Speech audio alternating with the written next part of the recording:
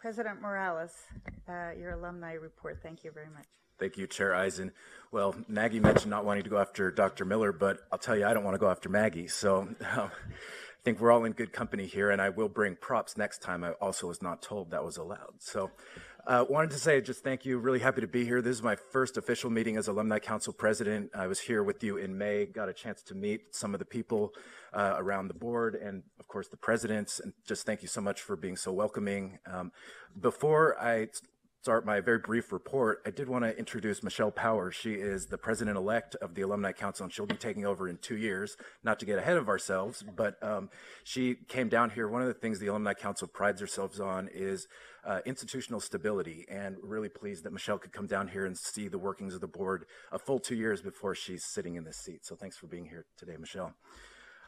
Really quickly, I shared with you in May that I'm a graduate of Humboldt State University and a former CSSA president. And so it is very fulfilling to be here 12 years later with a bit of a different perspective, as you can imagine. But it is definitely my top goal to collaborate with CSSA, with the students, the student trustees as well, to develop some sort of mentorship program between Alumni Council and CSSA. I think it was something that would have benefited me greatly if I'd had that when I was in Maggie's seat, and something that I think we can have a lot of fun doing.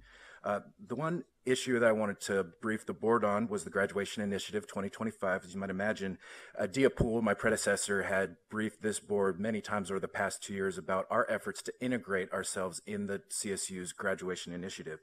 So as you know, we feel passionately that alumni can play a very significant role in this. And to that end, we have developed a toolkit that will allow our campus alumni associations to utilize the best practices, look at numerous ideas on how alumni can contribute to student success. What we did do is we focused on 2 key areas where alumni could make the most effort, most impact. That would be career preparation and then helping students with basic needs. So our Alumni Council meeting is next month at CSU Channel Islands, and we are focusing specifically on strategies. How do we take this toolkit and how do we not have it be a document that just sits on a shelf? And how can we really engage and make it a living document that we're all moving forward with?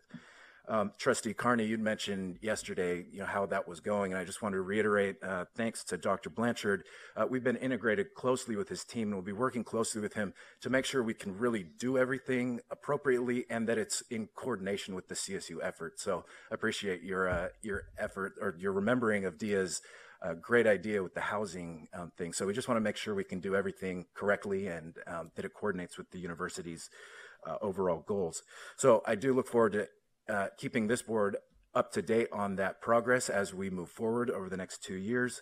And again, just thank you to Dr. Blanchard for the commitment you and your team have shown to including alumni. We really appreciate it. So now it's my pleasure to introduce our alumni guest speaker, Kevin Cruz, to my left. He's a 2008 graduate of Cal State Channel Islands and a fellow attorney, having earned his JD at the University of Maryland School of Law.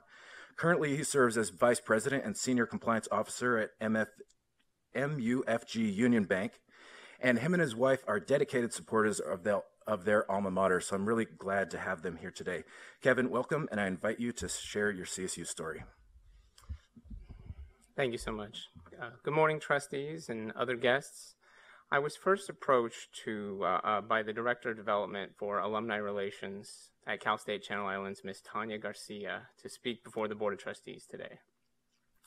Furthermore, I was asked to share my CSU story, specifically what the CSU has meant to me and how it influenced what I'm doing today. Therefore, with the brief time that we have, I would like to condense and share with you my time with CSU and how that time brought me much of the success and happiness that I have today.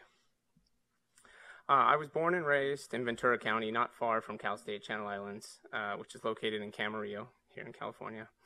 After I graduated from high school, I thought I knew better than my parents and decided to get a job through a temp agency at a financial company. As a teenager, I was at that prime age where I was well trained in the art of prioritizing short-term gains over long-term investments.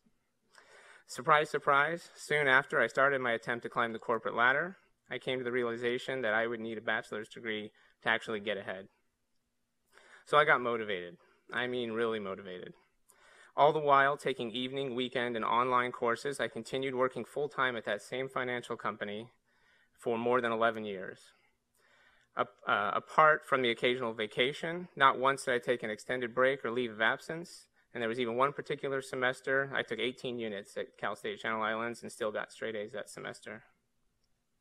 For me, Cal State Channel Islands brought together intelligent and motivated individuals who came from different walks of life, but together shared a common goal to improve their lives through higher education.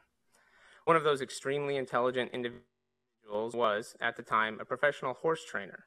She and I often competed for the highest grade in many of our business and economics classes that we took together.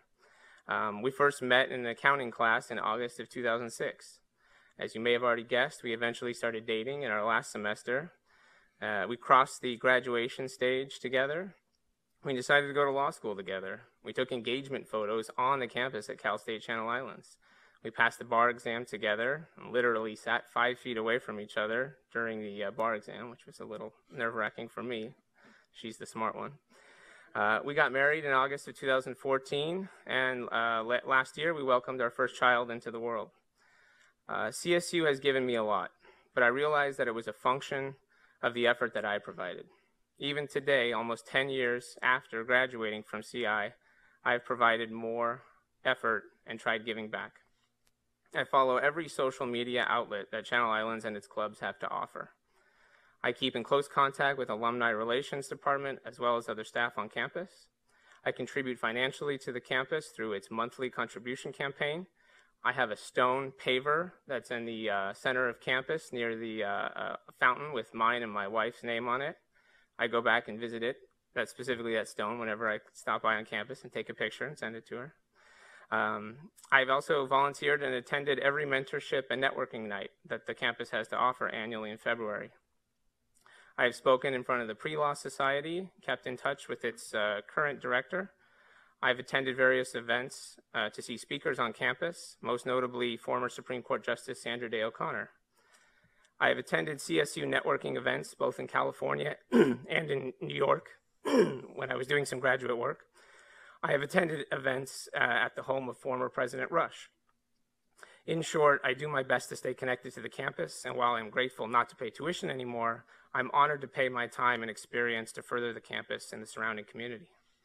In conclusion, I was not exaggerating or being hyperbolic when I said that much of my success and happiness can be attributed to the CSU.